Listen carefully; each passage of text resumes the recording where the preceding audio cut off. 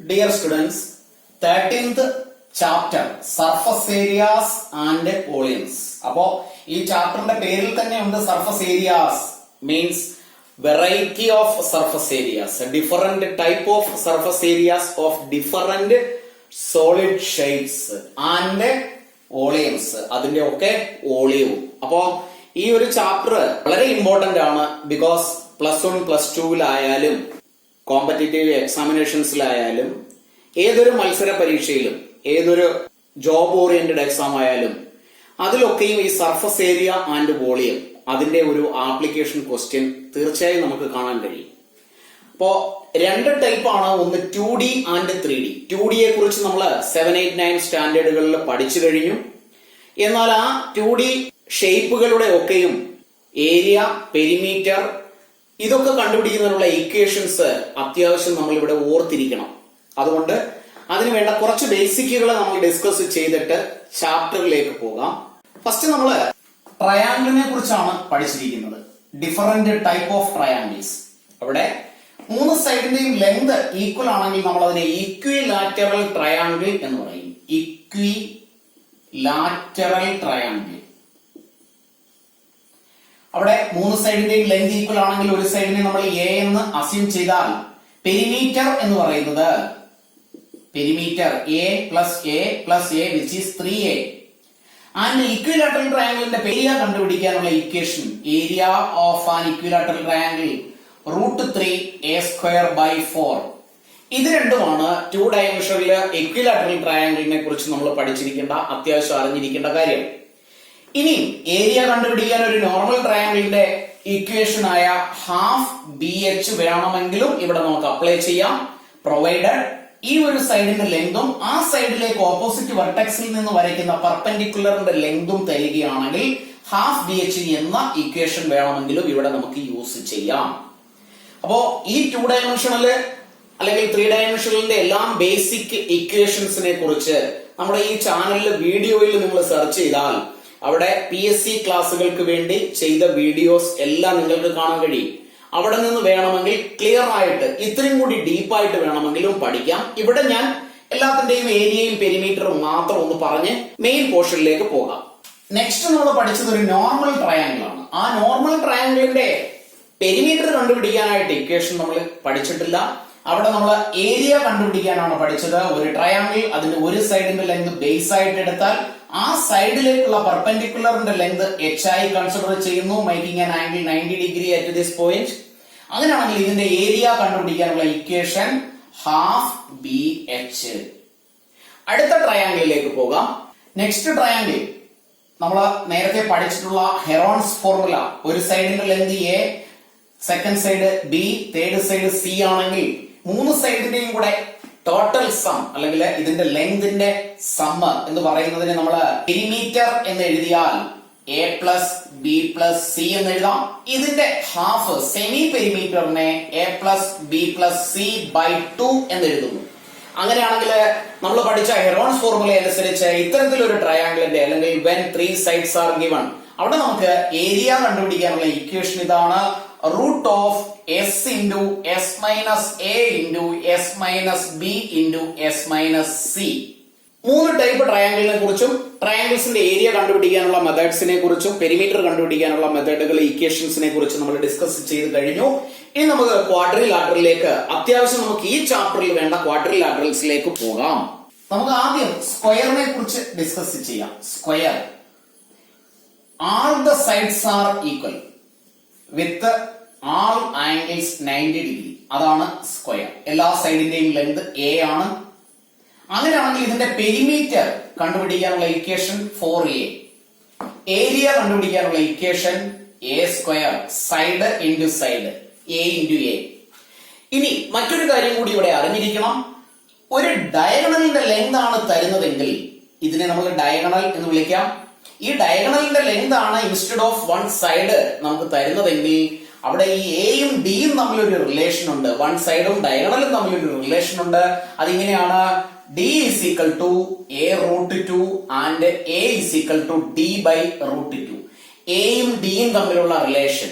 അപ്പോ ഒരു സൈഡിന്റെ ലെങ്ത് തന്നാൽ ഡി കണ്ടുപിടിക്കാം, ഡയഗണലിന്റെ ലെങ്ത് കണ്ടുപിടിക്കാം, ഡയഗണലിന്റെ ലെങ്ത് തന്നാൽ ഒരു സൈഡിന്റെ ലെങ്തും കണ്ടുപിടിക്കാം. അങ്ങനെയാണെങ്കിൽ ഏരിയ കണ്ടുപിടിക്കാൻ ഇൻ ടേംസ് ഓഫ് ഡി അല്ലെങ്കിൽ ഡയഗണലിന്റെ ലെങ്ത് തന്നാൽ നമുക്ക് എങ്ങനെ ഏരിയ കണ്ടുപിടിക്കാമെന്ന് നോക്കാം.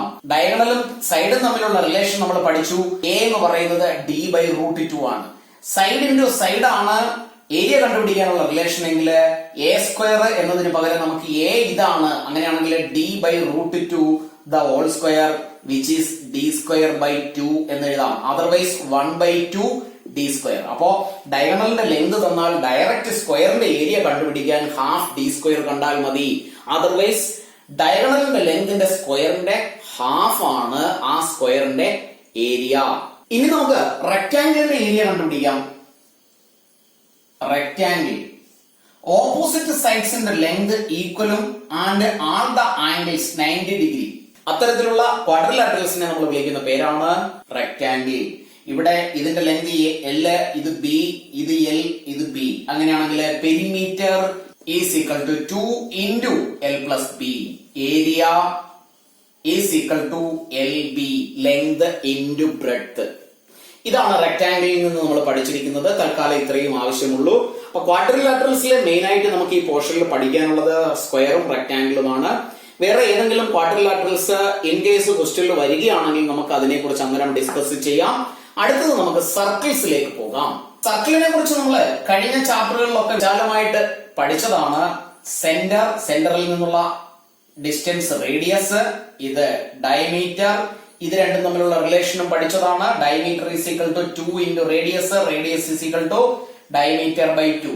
ഇതിൽ പെരിമീറ്റർ അല്ലെങ്കിൽ അതിനെ നമ്മൾ സർക്കംഫറൻസ് എന്ന് പറയും, which is 2πr and area is equal to πr². ഇത്രയുമാണ് അത്യാവശ്യം നമുക്ക് അറിഞ്ഞിരിക്കേണ്ട കാര്യങ്ങൾ.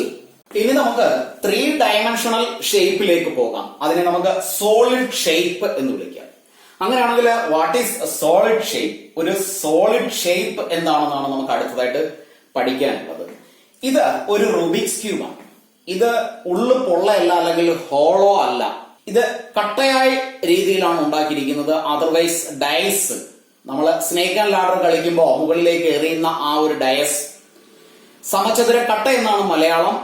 ഇത് ഒരു സോളിഡ് ഷേപ്പ് ആണ്. ബിക്കോസ് ഇതിനൊരു കറക്റ്റ് ഷേപ്പ് ഉണ്ട്. ഒരു ഡെഫിനിറ്റ് ഷേപ്പും സൈസും ഉള്ള ഒബ്ജക്ട്സിനെയാണ് നമ്മൾ സോളിഡ് ഷേപ്സ് എന്ന് വിളിക്കുന്നത്. ഇനി ഇവിടെ ഇത് മറ്റൊരു സോളിഡ് ഷേപ്പ് ആണ്. ഇതിപ്പോ ഞാൻ ഇങ്ങനെ വെക്കുകയാണെങ്കിൽ എന്റെ കൈവെള്ളയോട് ചേർന്നിരിക്കുന്ന ഈ ക്യൂബിന്റെ ഫേസ്, ഇതിലെ ഓരോ സൈഡിനെയും നമ്മൾ ഫേസ് എന്നാണ് വിളിക്കുന്നത്. ഈ കൈവെള്ളയോട് ചേർന്നിരിക്കുന്ന ഫേസ്, അല്ലെങ്കിൽ ഞാൻ ഇങ്ങനെ കൈവച്ചാൽ ആ രണ്ട് കൈവെള്ളയോടും ചേർന്നിരിക്കുന്ന രണ്ട് സൈഡുകൾ, അത് രണ്ടും രണ്ട് ഫേസുകളാണ്. ഈ ഫേസിന്റെ ഷേപ്പ് എന്താണോ, അല്ലെങ്കിൽ എന്റെ കൈവെള്ളയോട് ചേർന്നിരിക്കുന്ന ഈ ഒരു സ്ഥലത്തിന്റെ ഷേപ്പ് എന്താണോ, ആ ഷേപ്പിനനുസരിച്ചാണ് ഇതിന് പേര് കൊടുക്കുന്നത്. അങ്ങനെയാണെങ്കിൽ ഇതൊരു സോളിഡ് ഷേപ്പാണ്. ഇത് ഒരു സോളിഡ് ഷേപ്പാണ്. ഇത് ഞാൻ ഇങ്ങനെ കയ്യിൽ വെക്കുന്നു. എന്റെ കൈവെള്ളയോട് ചേർന്നിരിക്കുന്ന സൈഡ്, താഴെയുള്ളതായാലും മുകളിലുള്ളതായാലും രണ്ടും ഒരേ ഷേപ്പ് തന്നെയാണ്. ഇതിനെ നമ്മൾ ഇങ്ങനെ നോക്കിയാൽ ഇതാണ് ഇതിന്റെ ഒരു ഫേസ് അല്ലെങ്കിൽ സൈഡ് എന്ന് പറയുന്നത്. ഞാൻ ഇങ്ങനെ വെക്കുകയാണ് എങ്കിൽ ഈ താഴെയുള്ള ഈ ഒരു സൈഡിനെ വിളിക്കുന്ന പേര് ബേസ് എന്നാണ്. അപ്പോ ഈ രണ്ട് കൈവെള്ളയോടും ചേർന്നിരിക്കുന്ന രണ്ട് ഫേസ്, അതിനെ നമുക്ക് ബേസ് എന്ന് വേണമെങ്കിലും പറയാം, എൻഡ് ഫേസസ് എന്ന് വേണമെങ്കിലും പറയാം. ഇനി ഇതിന്റെ ഷേപ്പ് എന്താണെന്ന് നോക്കാം. ഈ ഷേപ്പ് ഒരു റെക്ടാങ്കുലർ ഷേപ്പ് ആണ്. Rectangular shape. ഇനി ഇതിനെ നമ്മൾ ഇങ്ങനെ വെച്ചാലും ഇതിന്റെ ബേസ്, ഞാൻ ഇങ്ങനെ കൈവെക്കുമ്പോൾ എന്റെ കൈപ്പത്തിയോട് ചേർന്നിരിക്കുന്ന രണ്ട് ഫേസുകളും ഒരേ ഷേപ്പിലുള്ളതാണ്. ഇതിന്റെ ഷേപ്പ് എന്താണോ അത് തന്നെയാണ് ഇതും. രണ്ടും ഐഡന്റിക്കൽ ഷേപ്പുകളാണ്. ഇത്തരത്തിലുള്ള ഷേപ്പുകളെ നമ്മൾ വിളിക്കുന്ന പേര് ക്യൂബോയിഡ് എന്നാണ്. ക്യൂബോയിഡ്. അങ്ങനെയാണെങ്കിൽ അതിന് മുൻപ് നമ്മൾ കണ്ട ഈ ഒരു ഷേപ്പിനെ നമ്മൾ ക്യൂബ് എന്ന് വിളിക്കും. അപ്പോ ക്യൂബായി, ക്യൂബോയിഡായി. അടുത്ത ഒരു ഷേപ്പ് നമുക്ക് പരിചയപ്പെടാം. ഇതൊരു ട്രയാങ്കുലർ ഷേപ്പിലുള്ള ബേസ് ആണ്. എന്നാൽ ഇതിന് മുകളിൽ ഞാൻ കൈവച്ചാൽ താഴെയുള്ള കൈപ്പത്തിയോട് ചേർന്ന അതേ ഫേസ് അല്ല മുകളിൽ. ബിക്കോസ് ഇവിടെ ഒരു പോയിന്റ് മാത്രമാണുള്ളത്. എങ്കിലും ഇതൊരു സോളിഡ് ഷേപ്പ് ആണ്. ബിക്കോസ് ഇതിനൊരു ഫേസ് ഉണ്ട്, ഒരു സോളിഡ് ഷേപ്പ് ഉണ്ട്. അങ്ങനെയാണെങ്കിൽ ഇതിനെ നമുക്ക് ട്രയാങ്കുലർ പ്രിസം എന്ന് വിളിക്കാം. ഇതൊരു സോളിഡ് ഷേപ്പ് ആണ്. അതുകൊണ്ട് ഇതിനെ നമുക്ക് ട്രയാങ്കുലർ പ്രിസം എന്ന് വിളിക്കാം. എന്നാൽ ഇതിൽ നിന്ന് വ്യത്യസ്തമായ ഷേപ്പുകളും ഉണ്ട്. ഫോർ എക്സാമ്പിൾ, ഈ ഒരു ബോൾ ഒരു ടെന്നീസ് ബോൾ ആണിത്. ഇത് ഒരു സർക്കുലർ ഷേപ്പിലുള്ള ഒറ്റ ഫേസ് മാത്രമേ ഉള്ളൂ. ഈ ഒരു സോളിഡ് ഷേപ്പ് എടുക്കുമ്പോൾ ഇതിനെ നമ്മൾ വിളിക്കുന്ന പേര് സ്ഫിയർ എന്നാണ്. അപ്പോ സ്ഫിയറിന് നമ്മൾ ശ്രദ്ധിച്ചാൽ മനസ്സിലാകും, നമ്മൾ കൈവച്ച് ഇങ്ങനെ തടകിയാൽ ഒറ്റ ഒരു ഫേസ് മാത്രമേ ഉള്ളൂ. അങ്ങനെയാണെങ്കിൽ ഈ ഒരു സ്ഫിയറിനെ നമ്മൾ ഐഡന്റിക്കൽ 2 പീസാക്കി മാറ്റിയാൽ, അല്ലെങ്കിൽ ഇതിനെ നമ്മൾ ജസ്റ്റ് ഹാഫ് ആക്കിയാൽ, ആ ഹാഫിനെ നമുക്ക് ഇങ്ങനെ ഡ്രോ ചെയ്യാം. ഈ ഒരു ഷേപ്പിലുള്ള ഒരു ഷേപ്പ്, മുകളിൽ അതേപോലെ തന്നെയുള്ള മറ്റൊരു ഷേപ്പ്, ഇത് രണ്ടും കൂടി ചേരുമ്പോഴാണ് ഈ ഒരു സ്ഫിയർ ആകുന്നത്. അങ്ങനെയാണെങ്കിൽ ഇതിൽ ഓരോ പാർട്ടിനെയും നമുക്ക് ഹെമിസ്ഫിയർ എന്ന് വിളിക്കാം. ഈ ഒരു ഫുള്ള് സ്ഫിയർ ആണെങ്കിൽ അതിനെ നമ്മൾ സ്ഫിയർ എന്ന് മാത്രമാണ് പറയാറ്. അപ്പോ വീണ്ടും നമ്മൾ 2 ഷേപ്പ് കൂടി പഠിച്ചു, സ്ഫിയർ ആൻഡ് ഹെമിസ്ഫിയർ. അടുത്തതില് നമ്മൾ നേരത്തെ പഠിച്ചിട്ടുള്ളതാണ് എങ്കിലും ഇതുകൂടി നമുക്കൊന്ന് ഡിസ്കസ് ചെയ്യാം. ഒരു സോളിഡ് ഷേപ്പ് ആണിത്. മുകളിലും താഴെയും കൈവച്ചാൽ രണ്ടും ഐഡന്റിക്കൽ ആയിട്ടുള്ള 2 ഫേസസ്. അത് കൂടാതെ ഇവിടെ ഒരു കർവ്ഡ് ഫേസ് ഉണ്ട്. ഈ ഒരു കർവ്ഡ് ഫേസ്, ഈ ഫേസിന്റെ ഒക്കെ പേര് നമുക്ക് വിശാലമായിട്ട് പഠിക്കാം. തൽക്കാലം ഇപ്പൊ നമുക്ക് മുകളിലും താഴെയും ഉള്ളത് ഡിസ്കസ് ചെയ്താൽ, ഈ മുകളിലുള്ളത് എന്താണോ അത് തന്നെയാണ് താഴെയുള്ള ഫേസും. രണ്ടും സർക്കുലർ ഷേപ്പിലുള്ള ഫേസ് ആണ്. ഇവിടെയും സർക്കുലർ ഷേപ്പിലുള്ള ഫേസ് ആണ്. ഈ ഒരു ഷേപ്പിനെ നമ്മൾ വിളിക്കുന്നത് സിലിണ്ടർ എന്നാണ്. സോളിഡ് സിലിണ്ടർ എന്ന് നമുക്ക് പറയാം. ബിക്കോസ് ഇതിന്റെ ഉള്ളു പൊള്ളയാണെങ്കിൽ അതിനെ നമ്മൾ ഹോളോ സിലിണ്ടർ എന്ന് വിളിക്കും. അല്ലെങ്കിൽ അതിന്റെ മറ്റൊരു പേര് പൈപ്പ്. അതായത് സിലിണ്ടറിന്റെ തന്നെ ഉള്ളു പൊള്ളയാണെങ്കിൽ അതിനെ നമ്മൾ വിളിക്കുന്ന പേരാണ് പൈപ്പ്. ഇതിനെ നമ്മൾ പൈപ്പ് എന്ന് വിളിക്കും. അപ്പോ പൈപ്പ് ആണെങ്കിലും അത് സിലിണ്ടറിന്റെ തന്നെ ഒരു ഷേപ്പിലാണ്. ഇത് രണ്ടും തമ്മിലുള്ള ഡിഫറൻസ്, ഇതിന്റെ ഉള്ളു പൊള്ളയാണ്, ഹോളോ സിലിണ്ടർ എന്നാണ് ഇതിനെ വിളിക്കുന്നത്. ഇതിനെ നമ്മൾ സിലിണ്ടർ എന്ന് വിളിക്കും. അങ്ങനെയാണെങ്കിൽ ഇവിടെ ഈ പൈപ്പിന്റെ എൻഡ് ഫേസ് നമ്മൾ നോക്കിയാൽ, ഈ എൻഡ് ഫേസിന് ഒരു തിക്നെസ് ഉണ്ട്. ഈ ഒരു തിക്നെസ്, അതായത് അതിന്റെ എൻഡ് ഫേസ് ഏകദേശം ഇതുപോലെ ഇരിക്കും. ഇതിനെ നമ്മൾ വിളിക്കുന്നത് റിങ് എന്നാണ്. റിങ്, അവിടെ റിങ് എന്ന് പറയുമ്പോൾ ഇതിനുള്ളിലുള്ള ഒരു സർക്കിൾ, ആ സർക്കിളിന് ഒരു റേഡിയസ് ഉണ്ടാകും. അതായിരിക്കില്ല പുറത്തുള്ള ഈ എൻഡിൽ നിന്നും സർക്കിളിന്റെ സെന്ററിലേക്കുള്ളത്. അതായത് ഒരു ഇന്നർ ഡയമീറ്ററും ഒരു ഔട്ടർ ഡയമീറ്ററും ഇതിനുണ്ട്. അപ്പൊ ഇതിനെ കുറിച്ചൊക്കെ നമ്മൾ ക്വസ്റ്റ്യനിൽ വിശാലമായിട്ട് വർക്ക് ചെയ്യാം. ഇനി നമുക്ക് ഇതിന്റെ ഫേസസ്, അതിന്റെ പേര് കൊടുക്കുമ്പോൾ എങ്ങനെയൊക്കെയാണ്, അല്ലെങ്കിൽ ഇതിന്റെ ഏരിയ അല്ലെങ്കിൽ വോളിയം എന്തൊക്കെയാണ് കണ്ടുപിടിക്കേണ്ടത് എന്ന് ഡിസ്കസ് ചെയ്യാം. ഈ ഒരു ഷേപ്പ് നമ്മൾ എടുത്താൽ, ഞാൻ നേരത്തെ പറഞ്ഞു മുകളിലും താഴെയുമുള്ള ഷേപ്പിനെ ബേസ് അല്ലെങ്കിൽ എൻഡ് ഫേസസ് എന്ന് നമുക്ക് വിളിക്കാം. അതർ ദാൻ ദീസ് 2 സൈഡ്സ്, ഈ 2 ഫേസുകൾ ഒഴികെ 1, 2, 3 ആൻഡ് 4 4 സൈഡുകളാണ്, 4 ഫേസസ് ആണ് ബാക്കിയുള്ളത്. ആ 4 ഫേസസിനെ നമ്മൾ വിളിക്കുന്ന പേര് ലാറ്ററൽ ഫേസസ് എന്ന് വിളിക്കും. ലാറ്ററൽ ഫേസസ് അല്ലെങ്കിൽ സർഫസ് എന്ന് വിളിക്കും. അപ്പോ ലാറ്ററൽ സർഫസ് നമ്മൾ കഴിഞ്ഞ ക്ലാസ്സുകളിൽ പഠിച്ചതാണ്. ലാറ്ററൽ സർഫസ് ഏരിയയെ കുറിച്ച്. ലാറ്ററൽ സർഫസ് ഏരിയ എന്ന് പറഞ്ഞാൽ ഈ ഒരു ഷേപ്പിന്റെ ഏരിയ, ഈ ഒരു ഷേപ്പിന്റെ ഏരിയ, ഇതിന്റെ ഏരിയ, ഇതിന്റെ ഏരിയ, അങ്ങനെ ഈ 2 ബേസുകൾ ഒഴികെ ബാക്കിയുള്ള എല്ലാ ഫേസസിന്റെയും 1, 2, 3, 4 4 ഫേസിന്റെയും കൂടി ടോട്ടൽ ഏരിയയാണ് ലാറ്ററൽ സർഫസ് ഏരിയ എന്ന് നമ്മൾ വിളിക്കുന്നത്. അങ്ങനെയാണെങ്കിൽ ടോട്ടൽ സർഫസ് ഏരിയ എന്താണെന്ന് നമുക്ക് ഡിസ്കസ് ചെയ്യാം. Total surface area, total surface area എന്ന് പറഞ്ഞാൽ നമുക്ക് എക്സ്റ്റേണലി ഇങ്ങനെ ടച്ച് ചെയ്ത് ഫീൽ ചെയ്യാൻ പറ്റുന്ന എത്ര ഫേസസ് ഉണ്ടോ അത്രയും ഫേസിന്റെ ടോട്ടൽ ഏരിയ. ദാറ്റ് മീൻസ് താഴെയും മുകളിലുമുള്ള ഈ 2 ഫേസിന്റെ ബേസിന്റെ ഏരിയയുടെ കൂടെ ഈ ലാറ്ററൽ സർഫസ് ഏരിയ കൂടി ആഡ് ചെയ്താൽ കിട്ടുന്നതാണ് ഈ ഒരു ക്യൂബോയിഡൽ ഷേപ്പിന്റെ ടോട്ടൽ സർഫസ് ഏരിയ. അപ്പോ അതിനെക്കുറിച്ചൊക്കെ നമ്മൾ 9th പഠിച്ചതാണ്. Total surface area is equal to, ക്യൂബോയിഡിന്റെ കേസില് താഴെയും മുകളിലും 2 ഫേസസ് ആണുള്ളത്. അപ്പോ 2 base area plus lateral surface area എന്ന് എഴുതാം. ഇതിന്റെ ഇക്വേഷൻ ഒക്കെ നമ്മൾ ഡിസ്കസ് ചെയ്തതാണ് 9th. അതിന്റെ എക്സാമ്പിൾസും ക്വസ്റ്റ്യൻസും ഒക്കെ വർക്ക് ചെയ്തതാണ്. ഞാനിപ്പോ ഇവിടെ ഒരു കോമൺ നേച്ചർ പറഞ്ഞതിന് ശേഷം പിന്നെ നമുക്ക് എക്സർസൈസിലേക്ക് പോകുമ്പോൾ ഓരോ ഷേപ്പിനെ കുറിച്ചും ഡിസ്കസ് ചെയ്യാം. അങ്ങനെയാണെങ്കിൽ ഈ ഒരു സോളിഡ് ഷേപ്പ്, ഈ ഒരു ഷേപ്പ് സിലിണ്ടറിക്കൽ ഷേപ്പിന്റെ ബേസ് ടോപ്പ് അല്ലെങ്കിൽ ബേസ് 2 ഉണ്ട്, 2 എൻഡ് സർഫസ്. ഈ 2 എൻഡ് സർഫസിന്റെയും ഷേപ്പ് സർക്കിൾ ആണ്, സർക്കുലർ ഷേപ്പിലാണ്. അതുകൊണ്ട് ഇതിന്റെ കേസില് ടോട്ടൽ സർഫസ് ഏരിയ എന്ന് പറയുമ്പോൾ 2 base area plus lateral surface area, അല്ലെങ്കിൽ ഇതിനെ നമ്മൾ കർവ്ഡ് സർഫസ് ഏരിയ എന്നാണ് വിളിക്കുന്നത്. സെയിം ലാറ്ററൽ സർഫസ് ഏരിയ തന്നെയാണ് ഈ ഒരു ഏരിയ, ഈ ഒരു ഫേസിന്റെ. എന്നാൽ ഇത് കർവ്ഡ് ഷേപ്പിലായതുകൊണ്ട് നമുക്കതിനെ കർവ്ഡ് സർഫസ് ഏരിയ എന്ന് വിളിക്കാം. അപ്പൊ ഇതിന്റെ കൂടെ കർവ്ഡ് സർഫസ് ഏരിയ കൂടി ആഡ് ചെയ്താൽ നമുക്ക് ഇതിന്റെ ടോട്ടൽ സർഫസ് ഏരിയ കിട്ടും. അങ്ങനെയാണെങ്കിൽ ഇനി ലാറ്ററൽ സർഫസ് ഏരിയ അല്ലെങ്കിൽ കർവ്ഡ് സർഫസ് ഏരിയ കണ്ടുപിടിക്കാനുള്ള എളുപ്പമാർഗം, അല്ലെങ്കിൽ ഏതൊരു ഷേപ്പ് ആണെങ്കിലും നമ്മൾ ഓർത്തിരിക്കേണ്ട ഒരു ഇക്വേഷൻ ഇതാണ്: lateral surface area otherwise curved surface area of any solid shape having two identical shapes on top and bottom. അല്ലെങ്കിൽ ഇത്തരത്തിലുള്ള റെഗുലർ ഷേപ്പുകൾ വരികയാണെങ്കിൽ അവിടെ ലാറ്ററൽ സർഫസ് ഏരിയ അല്ലെങ്കിൽ കർവ്ഡ് സർഫസ് ഏരിയ കണ്ടുപിടിക്കാനുള്ള കോമൺ ഇക്വേഷൻ ഇതാണ്: ബേസ് പെരിമീറ്റർ ഇൻറ്റു ഹൈറ്റ്. ഏത് ഷേപ്പിന്റെ ആണോ നമുക്ക് ലാറ്ററൽ സർഫസ് ഏരിയ അല്ലെങ്കിൽ കർവ്ഡ് സർഫസ് ഏരിയ കണ്ടുപിടിക്കേണ്ടത്, അതിന്റെ ബേസിന്റെ പെരിമീറ്ററിനെ ഹൈറ്റ് കൊണ്ട് മൾട്ടിപ്ലൈ ചെയ്താൽ കർവ്ഡ് സർഫസ് ഏരിയ അല്ലെങ്കിൽ ലാറ്ററൽ സർഫസ് ഏരിയ കണ്ടുപിടിക്കാം. ഈ കേസില് ബേസിന്റെ ഷേപ്പ് സർക്കുലർ ഷേപ്പ് ആണ്, അതുകൊണ്ട് ഇതിന്റെ പെരിമീറ്റർ എന്ന് പറയുമ്പോൾ 2πr ആണ്. അതിനെ ഇതിന്റെ ഹൈറ്റ് നമ്മൾ h ആയി കൺസിഡർ ചെയ്താൽ h കൊണ്ട് കൂടി മൾട്ടിപ്ലൈ ചെയ്താൽ 2πrh ആണ് ഇതിന്റെ കർവ്ഡ് സർഫസ് ഏരിയ. ക്യൂബോയിഡിന്റെ കേസിൽ ബേസിന്റെ പെരിമീറ്റർ എന്ന് പറയുന്നത് 2 × l+b ആണ്.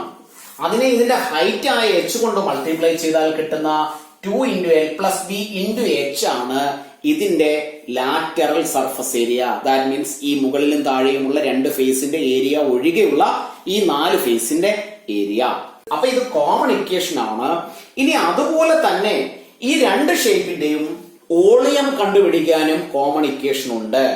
വോളിയം എന്ന് പറഞ്ഞാൽ ഇപ്പൊ ഇതൊരു കട്ടയായ ഒരു സോളിഡ് ഷേപ്പ് ആണെങ്കിൽ ഇതിനുള്ള പൊള്ളയല്ല എന്ന് നമ്മൾ കരുതിയാൽ ഇത് ഉണ്ടാക്കാൻ ആവശ്യമായ മെറ്റീരിയൽ, അതിനെയാണ് ഇതിന്റെ വോളിയം എന്ന് നമ്മൾ പറയുന്നത്. ഇപ്പൊ ഒരു ബോട്ടിലിൽ കൊള്ളുന്ന വെള്ളത്തിന്റെ അളവിനെ നമ്മൾ ആ ബോട്ടിലിന്റെ വോളിയം എന്നാണ് വിളിക്കാറ്. അതിനെ നമ്മൾ ലിറ്ററിലാണ് കണക്കാക്കുന്നത്. അവിടെ ആ ബോട്ടിലിനുള്ളിൽ കൊള്ളുന്ന വെള്ളമാണ് അവിടെ അതേ ബോട്ടിലിന്റെ വോളിയം എങ്കിൽ ഇത്തരത്തിലുള്ള ക്യൂബോയിഡൽ ഷേപ്പിന്റെ വോളിയം എന്ന് പറയുമ്പോൾ ഇത് ഉണ്ടാക്കാൻ ആവശ്യമായ മെറ്റീരിയൽ എത്രയാണോ അതിന്റെ ടോട്ടൽ വെയിറ്റ് എന്ന് വേണമെങ്കിൽ പറയാം. അങ്ങനെയാണെങ്കിൽ ഈ വോളിയം കണ്ടുപിടിക്കുന്നതിനുള്ള ഒരു കോമൺ ഇക്വേഷൻ കൂടി നമുക്ക് ഡിസ്കസ് ചെയ്തിട്ട് ചാപ്റ്ററിലേക്ക് പോകാം. Common equation two find out the volume of A solid shape is base area into height. അവിടെ നമ്മൾ ശ്രദ്ധിക്കേണ്ട ഒരു കാര്യം, ഇതിനെ നമുക്ക് ആ കൂട്ടത്തിൽ പെടുത്താൻ കഴിയില്ല, ഇതിനെയും ആ കൂട്ടത്തിൽ പെടുത്താൻ കഴിയില്ല. ബിക്കോസ് ഇത് രണ്ടും റെഗുലർ സോളിഡ് ഷേപ്പുകളല്ല. ഈ ഒരു ഷേപ്പ് അല്ലെങ്കിൽ ഈ ഒരു ഷേപ്പ് കൂടാതെ ക്യൂബ്, ഈ 3 കേസിലും നമുക്ക് ഈ ഇക്വേഷൻ നമുക്ക് അപ്ലൈ ചെയ്യാം. ബേസിന്റെ ഏരിയ എന്താണോ അതിനെ ഹൈറ്റ് കൊണ്ട് മൾട്ടിപ്ലൈ ചെയ്താൽ ഇത് ഉണ്ടാക്കാൻ ആവശ്യമായ മെറ്റീരിയലിന്റെ വോളിയം നമുക്ക് കണ്ടുപിടിക്കാം, അല്ലെങ്കിൽ അതർവൈസ് ഇതിന്റെ വോളിയം.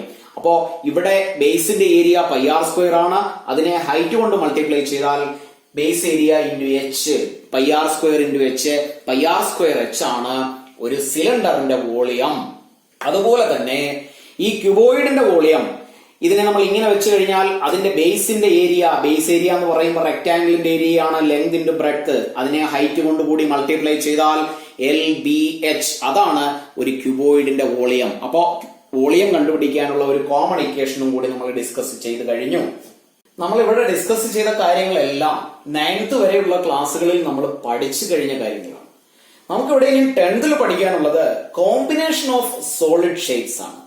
ഒരു സോളിഡ് മാത്രമല്ല, ഡിഫറെന്റ് ടൈപ്പ് ഓഫ് സോളിഡ്സിന്റെ കോമ്പിനേഷൻ വന്നാൽ ആ കോമ്പിനേഷനിലുള്ള ടോട്ടൽ സർഫസ് ഏരിയ എന്താണ്, അവിടെയുള്ള ടോട്ടൽ വോളിയം എന്താണ്, ഇത്തരത്തിലുള്ള ക്വസ്റ്റ്യൻസ് ആണ് അല്ലെങ്കിൽ ഇത്തരത്തിലുള്ള ആപ്ലിക്കേഷൻസ് ആണ് നമ്മൾ ഈ ഒരു ചാപ്റ്ററിൽ ഡിസ്കസ് ചെയ്യുന്നത്. ഫോർ എക്സാമ്പിൾ, നമ്മളിപ്പോ ഒരു സെമി സർക്കിളിനെ കുറിച്ച് പഠിച്ചു. സെമി സർക്കിൾ, ഇങ്ങനെയുള്ള ഒരു സെമി സർക്കിൾ, ഇതിന്റെ എൻഡിൽ ഒരു സിലിണ്ടർ കൂടി ഇങ്ങനെ ഫിറ്റ് ചെയ്താൽ ഇവിടെ അതൊരു കോമ്പിനേഷൻ ആയി. ഇവിടെ ഒരു സിലിണ്ടർ ആൻഡ് എ ഹെമിസ്ഫിയർ, ഒരു ക്യൂബ്